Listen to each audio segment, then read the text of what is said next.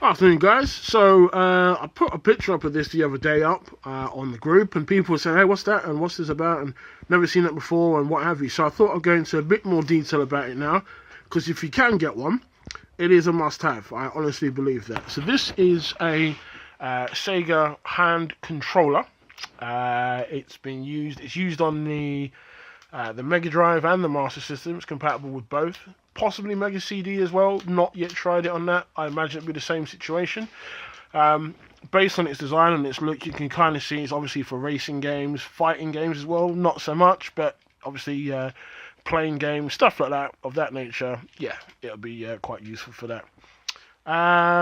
So layout, you've got obviously the steering functionality there, which you can see. You've also got, you can't really see it, but when you push down on that or pull up on it, if you can see that, it's not loose. That's actually a gear change, which I'll show you in just a minute on one of the games that we've got here. It's quite a big unit. It's got 4 suction pads on it. How big is it? Well, I mean, if you put it next to a Master System controller, you can kind of see the size difference there. Put it next to a 6-button controller. Again, you can see it's pretty cumbersome. You put it next to an SG controller, which is pretty small in itself. You can see so I mean, you've got a pretty good idea in terms of what we're dealing with here. You've got the control stick there, which again, kind of shows the size. And the biggest other pad that Sega make, which is the sports pad, again, kind of dwarfs that quite extensively there as well. So what we're going to do is we're going to show you pretty much how it works. Like I said, you've got the functionality there, the steering, the gear change there you've got there. You've got the buttons here at the top, which you can use for different features. So accelerating, firing, turbo, braking, stuff like that. You've also got the buttons here on the side, so you can see exactly what that's there for and what it's about. And now we're going to show you pretty much how the thing works. Okay, so we're going to start off first of all with old school Master System 1 with Hang On, which is built in. I'm going to show you that, and then we're going to move on to Chase HQ, which is awesome, and then I'll show you a couple of delights on the big boy, on the Mega Drive. And we will start with Lotus 2, which is one of my favourites, and an Afterburner 2 as well. So giving you a bit of an idea to show you the difference between the two, and then we'll take it from there. But first off, we'll start off with this one. Suction pads come in quite handy. Again, you can see the size. Whacking it on the back of a laptop. So we're going to use that. Gonna get myself plugged in. Put my favourite slippers on. And get this sorted out. So,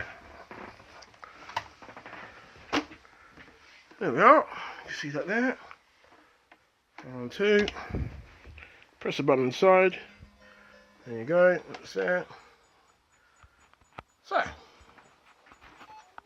let's see how it goes. So straight away you can see there the screen. If you look at the top screen, you can see the gears.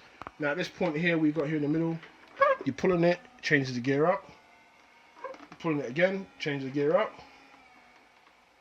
Which makes it quite easy for steering. Obviously you can use the brake there. You can change down gear as well, although to be fair, you're racing, so you don't really want to do that. This, for me, makes it a whole lot easier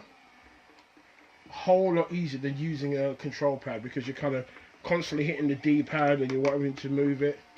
So it's not quite the same. This is a lot easier. I've not crashed yet. Famous last words.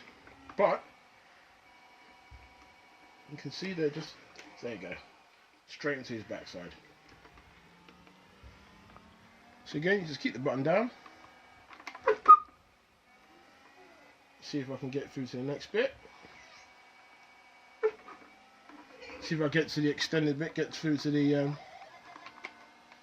checkpoint. I've got 4 seconds to do it. Am I going to do it, or am I going to run out of time? I just made it. So we'll see what we can do now.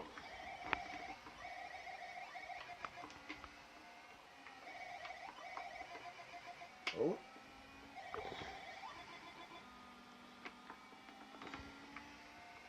Seems to be doing alright. There we go.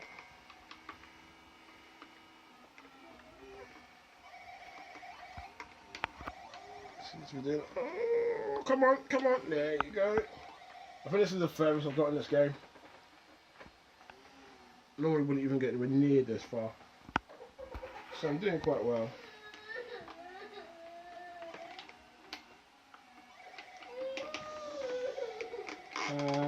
Still not crashed. I only crashed once so far. That might be my famous last words. And there you go. I don't think I'm going to do anything in the next 15 seconds, but we'll give it a try. Let's see what happens. And I'll find out why the brat is complaining and crying downstairs. We should take it from there. I made it! I made it. I don't understand how I did, but I did. So.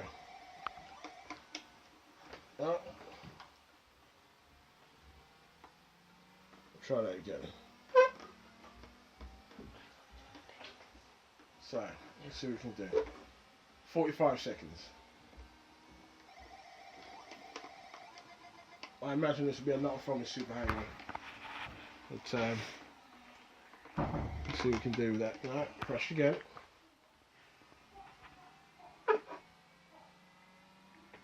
So, we're getting there. We'll definitely have to try some Super Hang-On later on because that has been a bit of a bugbear for me, that one, to be fair. But I mean, yeah, this is far more responsive for such a game. I'm looking really forward. I'm not even going to put on Chase HQ. I'm just going to put on, I think, Afterburner or Lotus 2. Let's see what that looks like. I'm not going to make it to the next checkpoint. If I do, I'd be thoroughly amazed. But you kind of get a bit of an idea. It's a lot of fun. So now I'm going to try and get over to the big boy, which is obviously the Mega Drive over there. So stay tuned. Hold on. Okay, so second half, we've moved on to the bigger boy. We're going on to Afterburner 2 on the Mega Drive. We're going to see how this fares with that. So we're going to give that a go now and see what that's all about. And we'll see what we can find out from there. If you haven't got a gaming TV like this, I strongly suggest you get one. It's a Bang & Olufsen. They are amazing. Right, so again, pretty much the same thing with this. Exactly the same thing. Push the button there. We've got to take off. I think you can do a bit of WD-40 this thing, but we're going to try it anyway. So you can see, you pull back on the stick and you drop down the screen. You push on it, you're going up. So that's the control. You've got the steering there.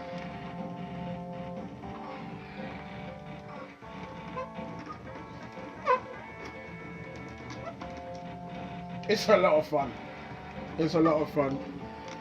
I got shot, but it's still a lot of fun. Do feel a bit like Maverick or Goose. What was a good one? Maverick? Maverick was a good one. Goose was the chicken shit you felt. Anyway, so yeah, again, kind of a little bit easier to deal with than using a control pad. Definitely one to have. Makes games a whole lot interesting.